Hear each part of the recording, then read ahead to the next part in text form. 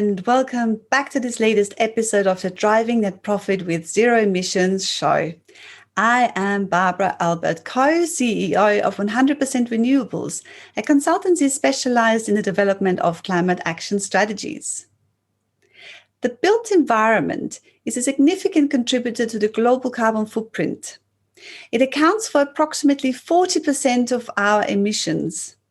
And here in Australia, 50% of electricity consumed is in buildings, such as homes, offices, warehouses, shopping centres, or hospitals. And on top of that, there are emissions generated through raw materials that go to construct these buildings. The topic of today's discussion is the need for the built environment to get to net zero emissions sooner rather than later. Joining me today is Bruce Precious. Bruce is widely respected for his achievements in the built environment sector to transform how the property industry responds to the most significant sustainability challenges. Bruce has seen and championed the evolution of green building ratings right from their inception in the mid-1990s to where they are today.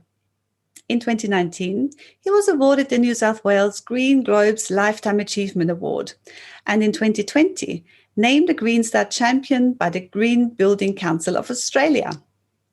With a career spanning over 30 years, he is now principal consultant at Six Capitals Consulting.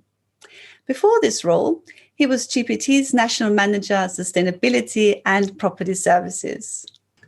Hi, Bruce, and welcome to the Driving Net Profit with Zero Emissions show. Thanks, Barbara. I've been looking forward to our chat today. As have I. Bruce, you and I have had numerous conversations and exchanges over the last years, and one of the key points that you argue is that the built environment should be going to net zero emissions sooner rather than later. That's going to be the topic of today's discussion. But first, I want our listeners to find out more about your background and expertise. You've been involved with the evolution of green buildings in Australia for more than 25 years. You have worked on the government side, you've worked with major property companies and with other key industry stakeholders. Can you take us on a quick journey through your work and your successes? It's you make it sound like a long time, 25 years, and it is. One of the advantages of being old, if there is any advantage, is that you can look back and see what change has taken place over a period of time.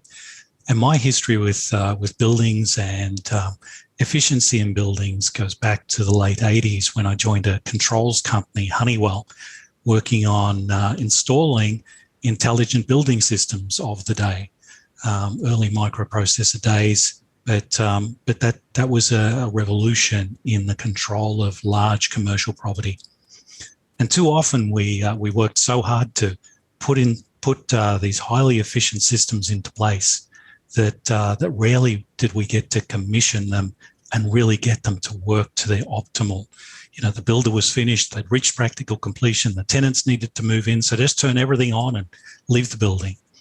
So I got my retribution over a little time when I joined the New South Wales Sustainable Energy Development Authority in the late 90s, which was a time where Kyoto was being negotiated, greenhouse was firmly on the agenda, and there was action required. And CEDA, as it was then, launched programs like Green Power, Energy Smart Business, a lot of programs that made a significant difference in the market, including what was called back then the Building Greenhouse Rating Program, or the Australian Building Greenhouse Rating that became NABERS, a benchmarking program for commercial property, which has driven a massive, very significant change across particularly office buildings, but increasingly now shopping centres, data centres. They're moving into retirement, aged care. They have tools for hospitals and schools. It's been a joy to see the difference that benchmarking tool, something developed by government but adopted by the private sector, could make in terms of energy and emission reductions. And now we see that extended through to certification of buildings being net zero in operation.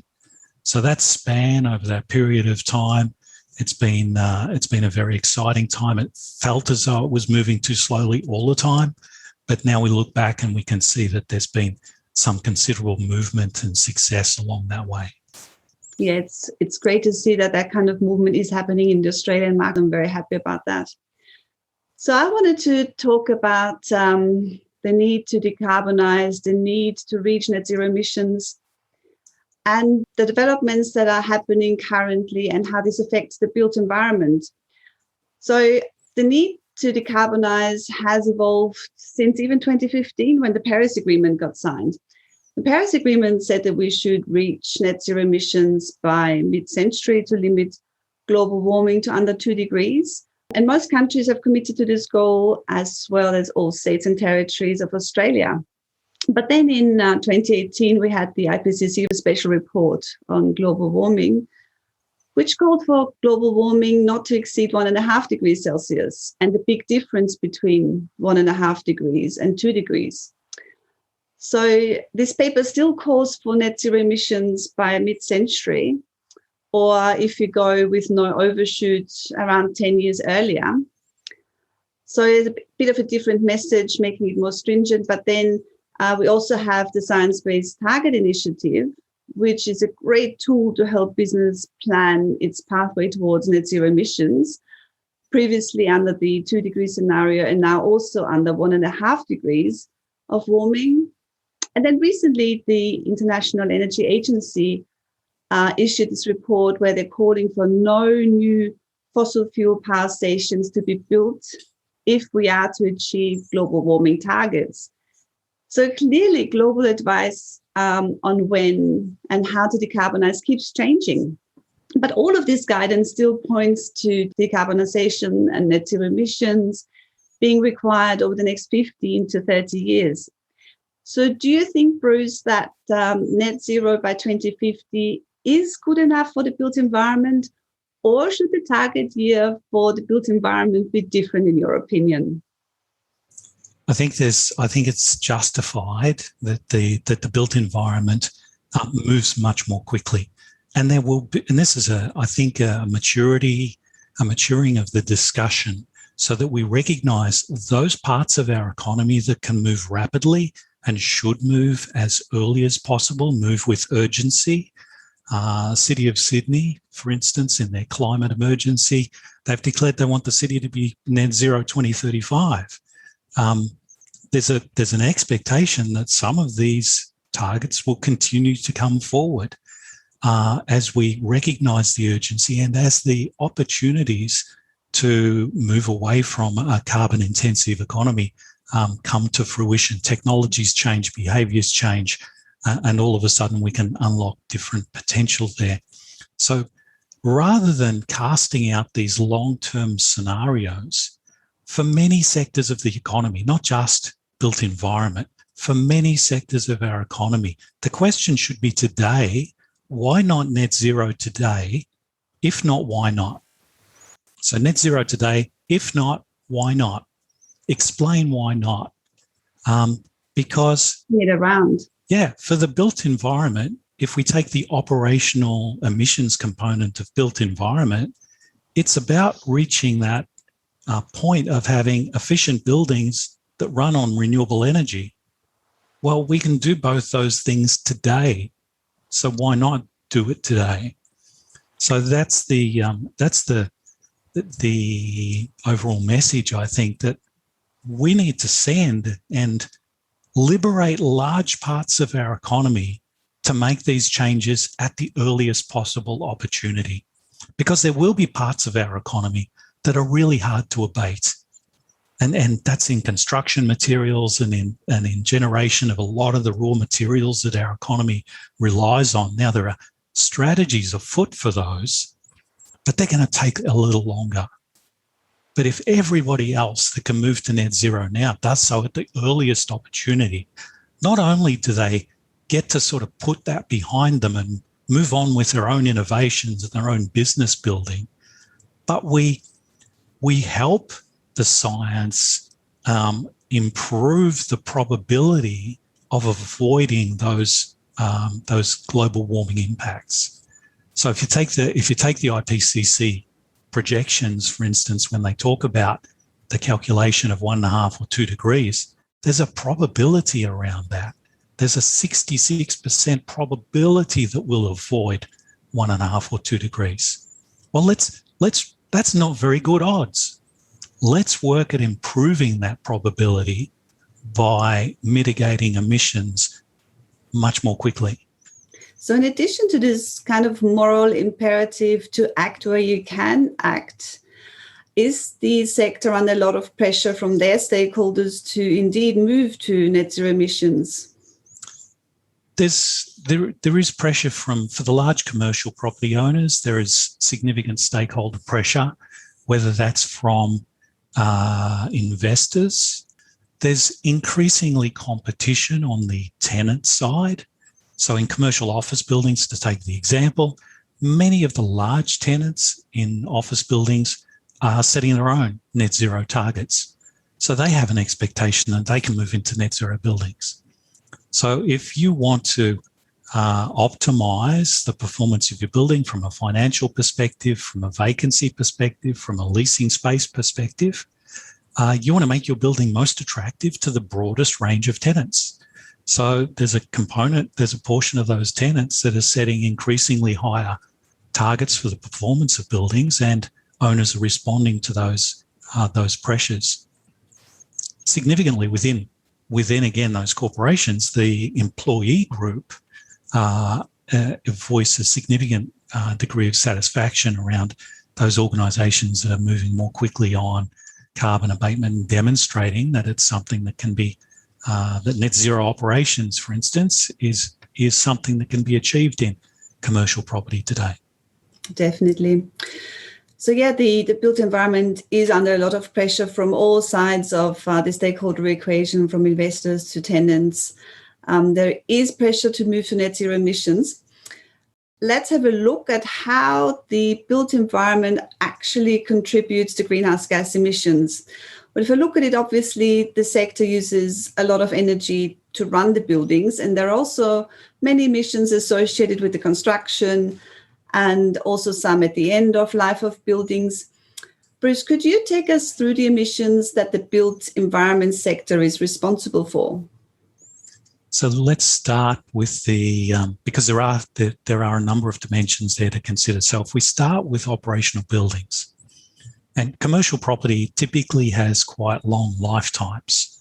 So when you look at the skyline of the city, the triumph of the city, as it's described in some places, mankind's greatest invention, some people have said, is the city, because it makes us richer, greener, smarter, healthier, happier. Those attributes, and people continue to flock towards cities around the world. So cities are comprised of a whole bunch of buildings, typically quite long lifetimes, but it's over that life cycle, it's the operational emissions that have historically been the most significant.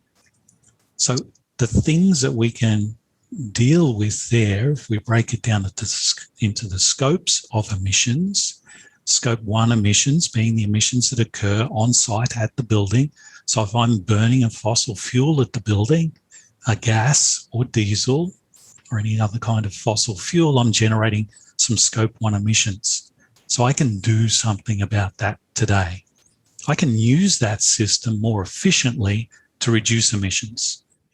And that's been a really successful strategy that improves NABERS ratings and the benchmarking around the energy efficiency of buildings. But I can also today, I can make a determination that next time I replace that piece of equipment, and every piece of equipment in the building has got a life cycle to it. If I'm going to replace a boiler, for instance, I'm going to put a caveat on this old gas boiler that says, yeah, when I replace you, I'm going to replace it with an electric heating system that I can run on renewable energy. I can make that decision today so that I can put a defined timeline on when I will have eliminated those scope 1 emissions. Mm-hmm. Going back to the kind of emissions, so you mentioned the scope 1 emissions, the diesel consumption that happens, and the natural gas consumption, for instance, in boilers. And then you talked about the energy consumption, of course, which was the focus. Are there any others? We've got the energy-related ones. What about embodied emissions? Let's keep with operational for a moment. Mm-hmm. So operational emissions, we've talked about scope 1. Scope 2 is our electricity emissions. Mm-hmm. And we know that we can revert to renewable energy. We can either install on-site solar systems on our buildings, and many of the large shopping centres that have big roof areas have got over a megawatt of solar installed now, and that continues to grow. And we can purchase renewable energy through the grid to supplement that on-site solar. So we can deal with our scope 2 emissions today, and we can do that today. And that takes us to scope 3 emissions. And scope 3 emissions are those that occur not directly at our site, but as a consequence of the building. So upstream, we have suppliers that have emissions associated with them. Downstream, we have customers that have emissions associated with their use of the built environment. So those scope 3 components are something that we can also, if not control, we can influence. And there's a range of strategies that we can employ around those scope 3 emissions specifically. And we'll probably come to those a little later.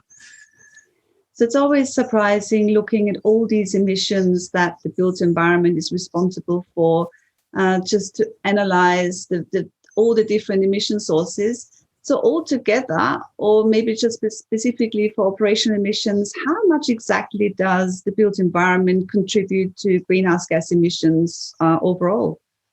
So it's somewhere in the order of, in terms of total emissions, somewhere in the order of 40% of global emissions are related to the built environment. Yeah. In Australia, the Climate Works has done some work to suggest that the built environment's responsible for about 50% of the electricity consumption in the country. So a significant player, and built environment is everything from our homes to hospitals to schools through to commercial property, shopping centres, industrial and office buildings. So it's a very broad part of our economy and our communities. It's no surprise that it should be quite a large consumer. So they are a significant contributor, and so much can be achieved by moving the built environment to net zero emissions.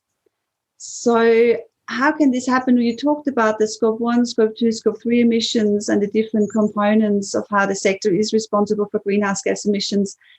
How can the built environment move to net zero, in your opinion? I think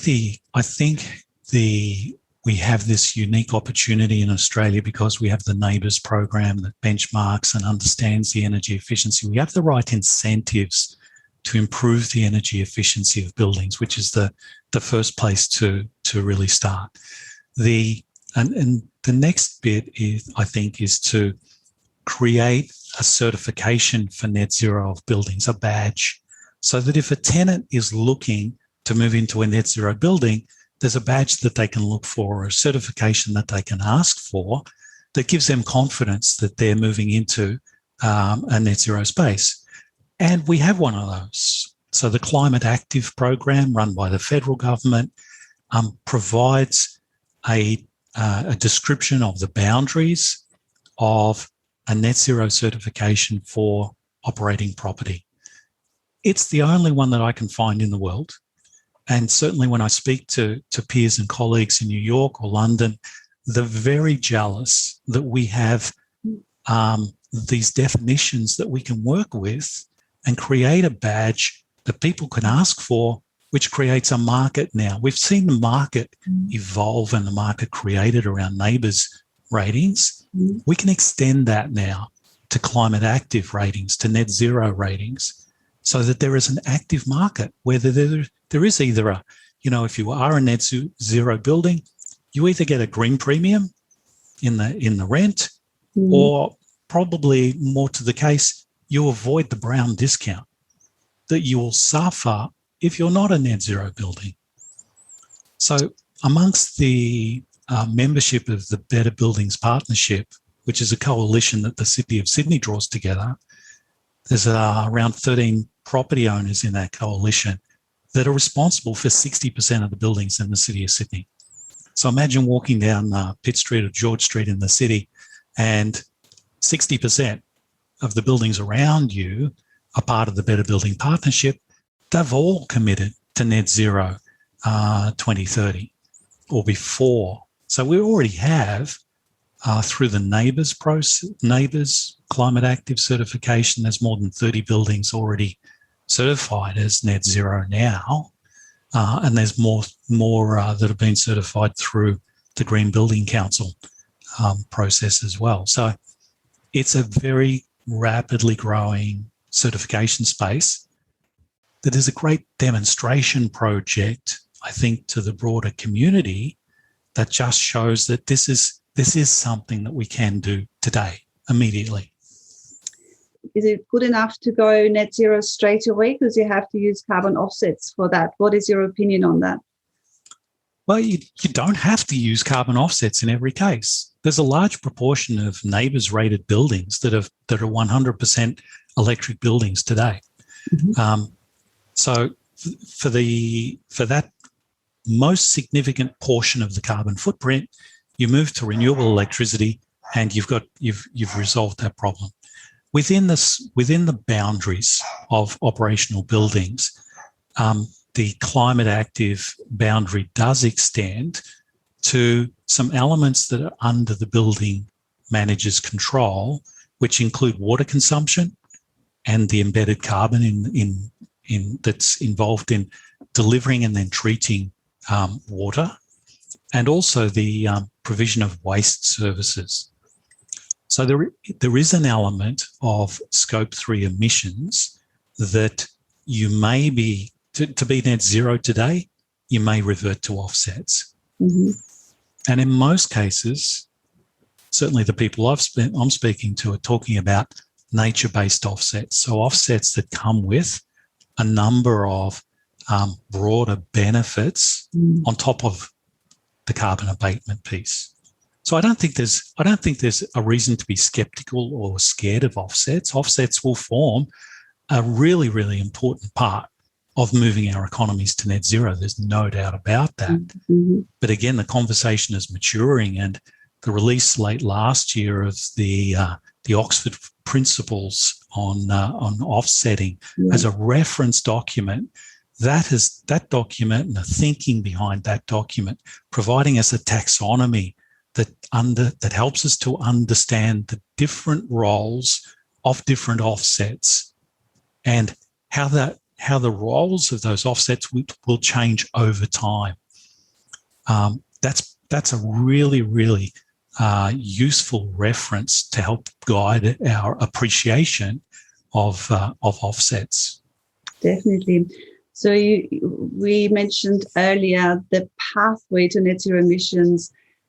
In my opinion, offsets should be one of the last considerations, and we touched on many of the opportunities that the built environment sector has to reduce emissions directly. You mentioned all electric buildings, which of course is great because it's so much easier to make electricity renewable as opposed to, for instance, natural gas consumption in a boiler. So taking it back again and just to uncover all the different solutions that exist in addition to offsetting and constructing a pathway to net zero. We talked earlier about the Scope 1 emissions being diesel, being natural gas. We touched briefly on refrigerants. We've got the Scope 2 emissions with electricity. We've got embodied emissions in the Scope 3 and more. What would a good pathway to net zero look like that touches on all these emission sources, taking into account that most buildings at the moment are not just fully electric, I would imagine? It's a pretty broad range, and with gas typically used as to fulfill a heating requirement. You know, there's way more gas used in Melbourne in commercial property than there is in Brisbane, for instance. So it will change with our climate zones. There'll be different perspectives on that, but the fundamentals all remain the same. And the avoidance of emissions by cutting back use through energy efficiency is the I don't want to say the first step, because we need to take a whole bunch of steps concurrently. We don't have to strangle the last megajoule of efficiency out of a building before we go and purchase renewable energy. Or put solar panels on, for that matter. Put the panels on the roof. So there's a bunch of concurrent steps that we can take. Energy efficiency is a continuous improvement thing. Technology will continue to improve. Behaviors will change. The way we use buildings will change purely as a result of COVID, for instance. So keeping up with those, being flexible and nimble, and keeping up with those changes, using buildings in different ways will give us different opportunities for the continuous improvement of energy efficiency. And then we add to that electrification of any fossil fuel systems. So make that decision today to talk to the CapEx team or whoever manages the life cycle of that equipment inside your building. Put a big sticker on it that says, do not replace this gas equipment with like for like. Next time it fails or we need to replace it, it needs to be electrified. We'll start building the business case to electrify those fossil fuel systems.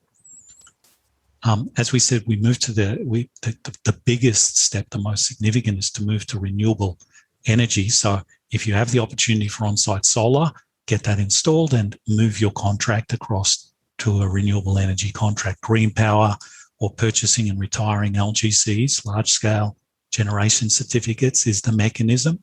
Again, be careful about that. If you're listening to information out of Europe and the US, they don't have reliable ways to purchase renewable energy on the grid. They don't trust their own green power schemes.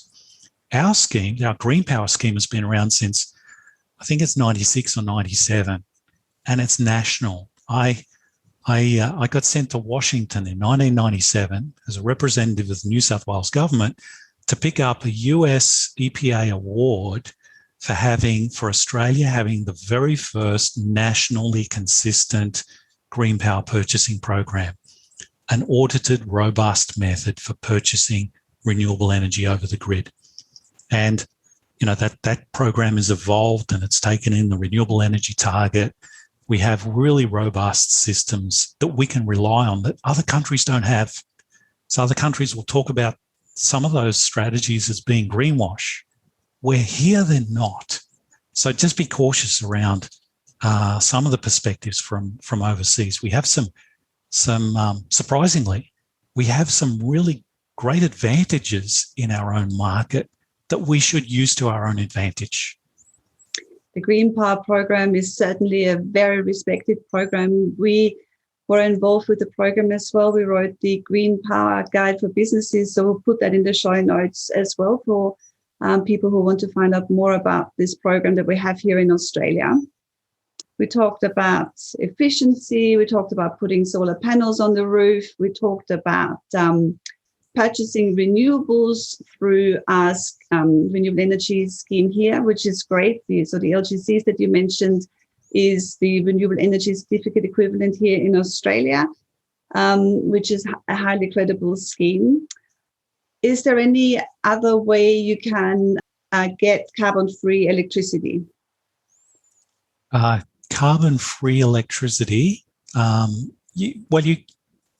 there is labelled carbon-neutral electricity, which is not necessarily renewable electricity. So I think the emphasis needs to be on purchasing renewable electricity. That's the market transformation that our economy needs to move through, and that we can accelerate by creating demand for renewable energy. So I think that's the question to ask your supplier, is to be sure that you're purchasing renewable energy.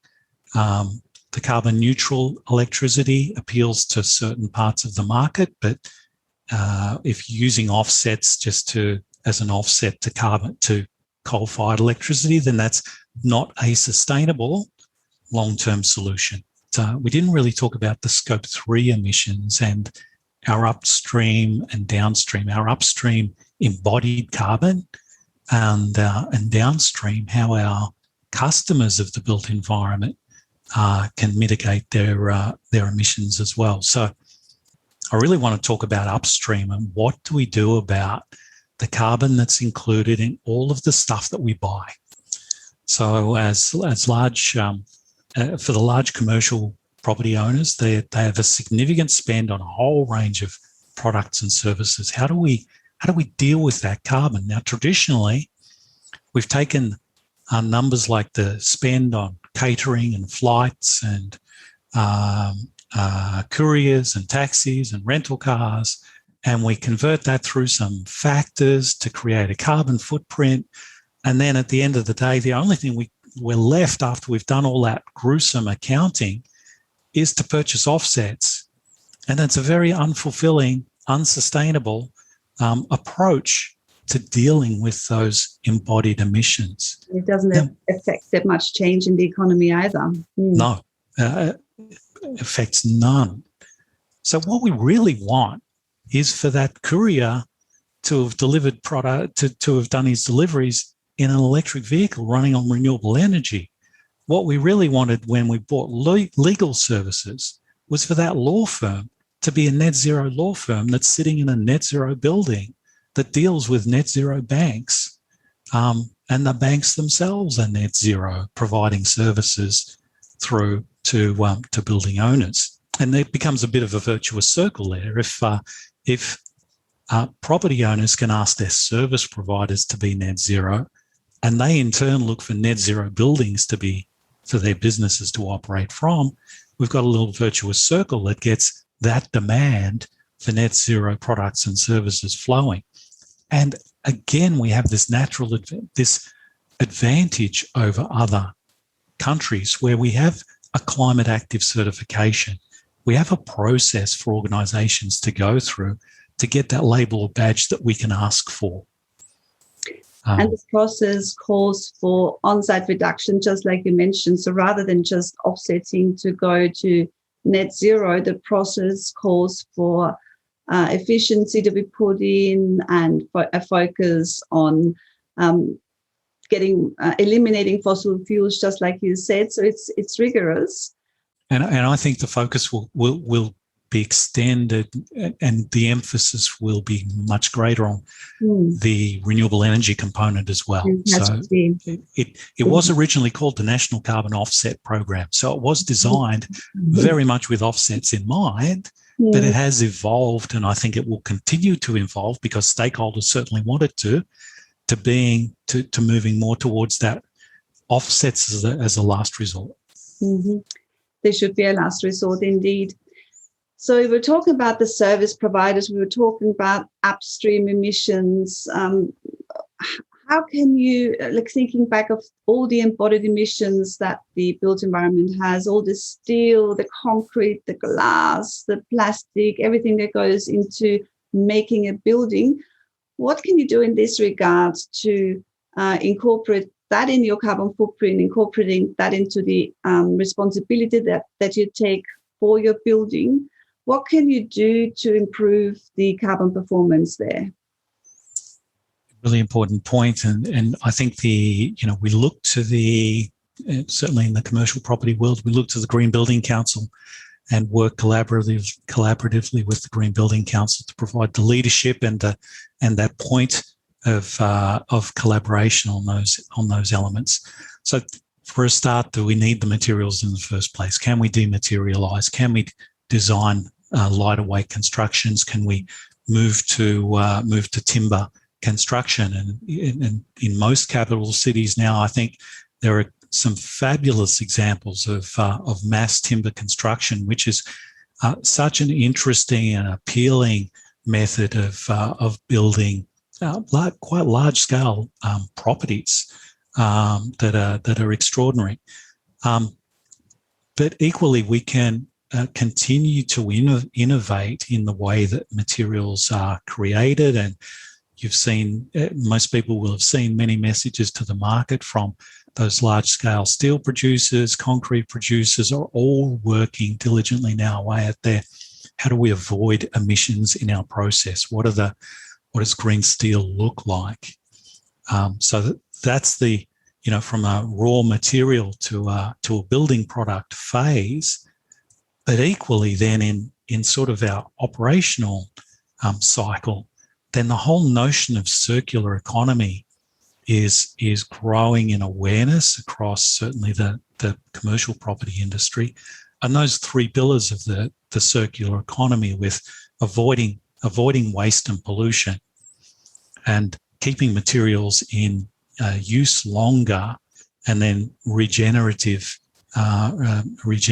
environments, those three pillars really stand us in good stead. So organisations take Mirvac, for instance, as a big commercial property player, recognise that they create considerable demand for materials. They've set a target that 25% of their materials by 2030, I think it is, should be recycled materials. Now, that's something of an arbitrary number because nobody knows what the baseline is. So we don't know when we buy a product whether that product is virgin material or whether it's recycled material. And again, that's where our procurement strategies really come to play. If we start asking and creating demand and having disclosure of the provenance of materials, then we can influence that market and we create demand for recycled content. Because we know that commercial property companies, along with lots of other businesses, have trouble dealing with their waste. They end up with waste product that they're trying to push out of the basement every night. And they, we're caught now where there's seemingly decreasing demand for that waste product. But when we ask those companies, well, who should be creating the demand for that product to be recycled? Well, probably we should, because we buy a lot of that stuff. So putting in place that procurement strategy, creating demand for recycled product, creating demand for better stewardship of materials, working with those suppliers that commit to taking those materials back and reusing them again and recycling them into product that stays in use longer. And setting those specific Scope 3 targets around that as well. Exactly. So circular economy and net zero, that's a very big overlapping Venn diagram. So the New South Wales Department of Primary Industries and Energy, because that's what DPIE stands for, they just published their Waste and Sustainable Materials Policy 2041, and I really commend that as a document that, to my mind, breaks new ground in getting away from this, we have a waste problem at the end of tailpipe kind of problem, and recognising that, no, we have a problem with managing materials. And I really commend the Waste and Sustainable Materials Policy to everybody that recognises circular economy, it recognises net zero, and how those strategies can work hand in hand. Yeah, I certainly also want to applaud the New South Wales government on the release of this strategy, as well as the recent announcement on electric vehicle support. Yay! So exciting. You talked about upstream Scope 3 emissions a lot. Are there a lot of downstream emission sources? So for instance, I'm thinking customer use of product. So for example, tenants, how can you drive emissions reduction there? Or how would tenants be affected? There's different tenants for different types of property, obviously. Look, I think let me back up a little bit and just remind everybody that if every organisation, if every person looked after their Scope 1 and Scope 2 emissions, there wouldn't be any Scope 3 emissions. So the Scope 3 thing has different challenges associated with it.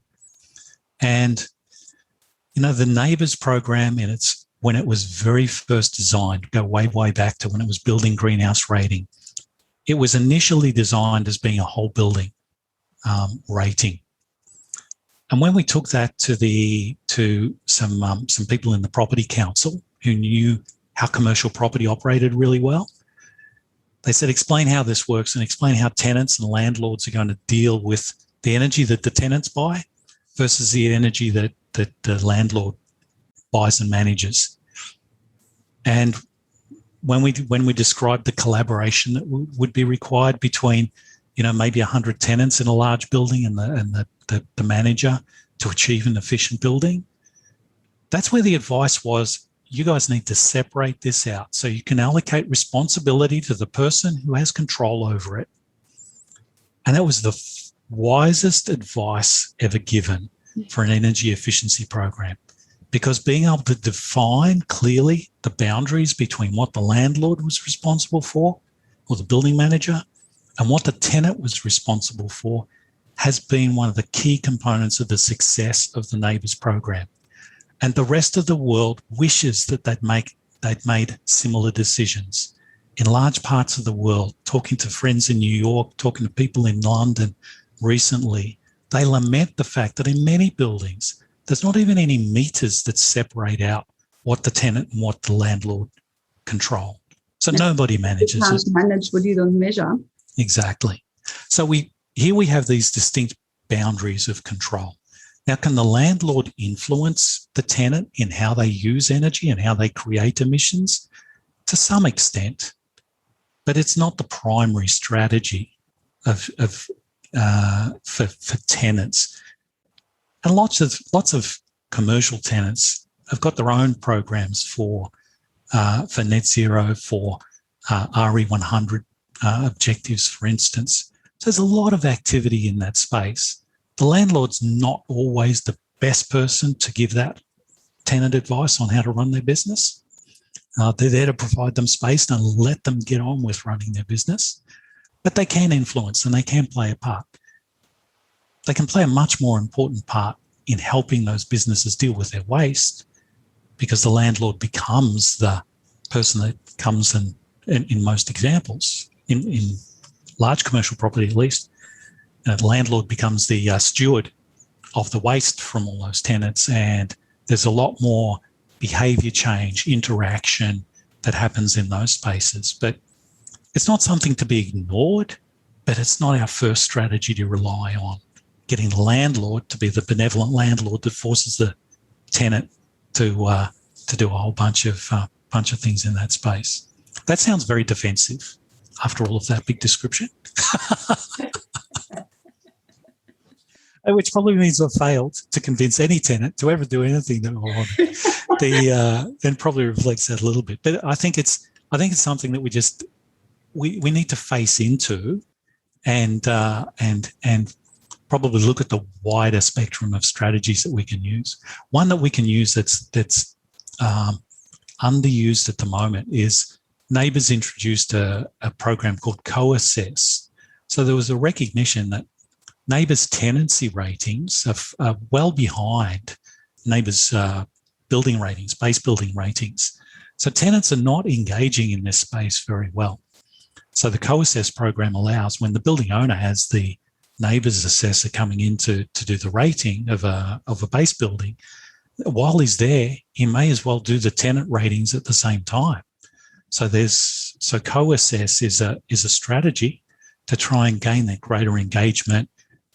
And the proven mechanism, if you show somebody that they're a 2-star NABERS building and everybody else is a 5-star, or 2-star just doesn't cut it these days, we have seen the influence that that benchmarking can really have. Just talking about the ratings for people who don't know, 2 stars isn't really great. We used to have 5 stars being the max, and now it's 6 stars. How good does a building have to operate to obtain a 6-star NABERS rating? It's a super level of efficiency. And it has me reflecting again that when we introduced the 5-star rating, we were significantly challenged by the market by saying that the 5-star rating was going to be impossible for most buildings to achieve. It was just so efficient that certainly no CBD tower that is energy intensive, that has a lot of lifts and car parks and big air conditioning systems. The thinking at that time was that only extraordinary buildings or campus-style buildings that are maybe out in the bush where they could open the windows and things would be 5-star buildings. But of course, we learned that over time, we figured out lots of ways to make our buildings more efficient, to move, because the average building when it was first introduced was a 2.5-star building. So 5-star sounded extraordinary. But pretty soon we figured out the 5-star, we could do that. And then a whole bunch of buildings were doing way better than 5-star. And a 6-star building uses half the energy of a 5-star building. So it's way beyond the realms of what people considered even feasible just 15 or 20 years ago.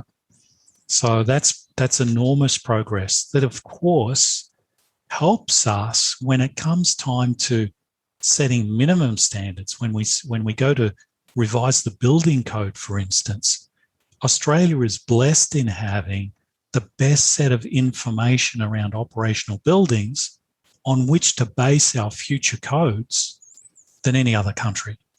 So again, we have this significant advantage in this space that our understanding has improved so much about how we use energy in the built environment space. And talking about building codes, that brings up my final question for you, which relates to climate risks. I'm talking about physical climate risk. I want to find out more from you how you see climate risks applying to the built environment and how the sector is responding to those physical climate risks.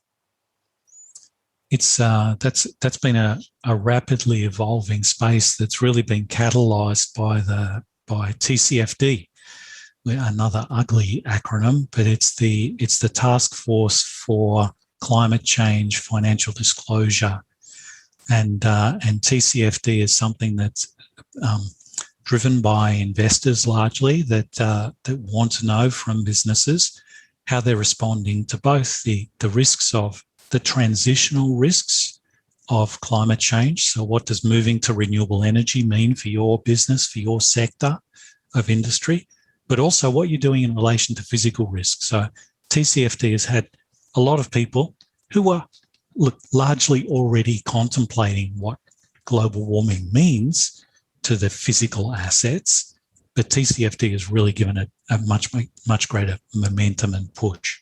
So what I've seen happen in the marketplace, and many of the large commercial property owners now are releasing their TCFD reports. They're available on the website. They're being updated regularly.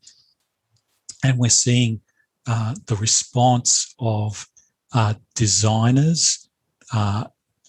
Design of air conditioning, for instance, has traditionally been done using historical weather records for an area, for a climate zone. Those historical weather records probably don't describe what our future weather is looking like. So there's been the move to changing design to reflect the projected weather. We've seen... That's a great idea, because we, as humans, we're so biased based on our experience. Yes. So we take past experience and think that this is going to just be projected into the future. But of course, that's not the case, and everything is going to be exacerbated. So back to you. So you mentioned air conditioning. So it's like we need the disclaimer on that's on our superannuation, isn't it? Past performance is no indicator of future. We just take that as read for everywhere. And then from a physical aspect, people like Stockland are a great example where they've developed their own checklist for physical risk, which looks at the surrounding environment. Are they exposed to bushfire? Are they exposed to flooding? Are they exposed to sea level change? Those broad brush kind of elements. But then looking at, under extreme weather conditions, how do we ensure the integrity and the resilience of our built environment? So they have a checklist way of dealing with that. Different organisations I've seen have different methods of assessing, auditing the physical resilience. But again, it comes back to what do we actually do about that today? So just like we talked about, today we can make a decision to go to renewable electricity, and we'll make that change. That's something we can do today. Today, I'm going to include in my procurement guidelines that I would prefer net zero products. And equally today, I'm going to go and talk to the guys that manage the life cycle of my buildings, the capital expenditure team that look at the life cycle of a building. How old is it? When do we need to replace the roofing? When do we need to replace the guttering? Management plan. Yeah, what's our management plan for the building? And if I'm projecting I'm going to spend some money on the guttering at some point in the future, then when I redesign that guttering, then I should design it for the future climate, not the past climate. And make it bigger, because obviously the downpours are becoming more severe and more intense. That makes sense. And that's the response. Now, I know there's a big response to, and again, it's our physical experience there's a big response towards what are we going to do under extreme temperature conditions? Well, we already experience extreme temperature conditions. Buildings in Sydney are designed to achieve their 22 or nominal 22 to 24 degree comfort within the building. Their design day is probably something like a 32 degree day. So buildings are rarely designed for the hottest days of the year, because we know that would just be a level of demand that is so immaterial given the whole year of performance of a building. And anyway, the building might just go to 25 degrees. Well, it's still a lot cooler inside that building than it is outside where it might be 45. Yeah. So the daily temperature in extreme temperature conditions, yes, the building will be stressed and it will go beyond the design condition, but I don't think we need to have a knee-jerk reaction that says we need to design all of our buildings for 47-degree days. Mm-hmm. That would just end up in massively oversized equipment that would rarely come into use. And cause even more carbon emissions. Well, and it causes, and a topic we didn't discuss when we were talking about renewable energy, it causes incredible spikes of consumption on those hot afternoons. And that, by putting in equipment that is so oversized, then we create this massive electrical demand, and then we're tearing our hair about because the electricity system doesn't cope. And our cities have the potential to be non-resilient, to be fragile.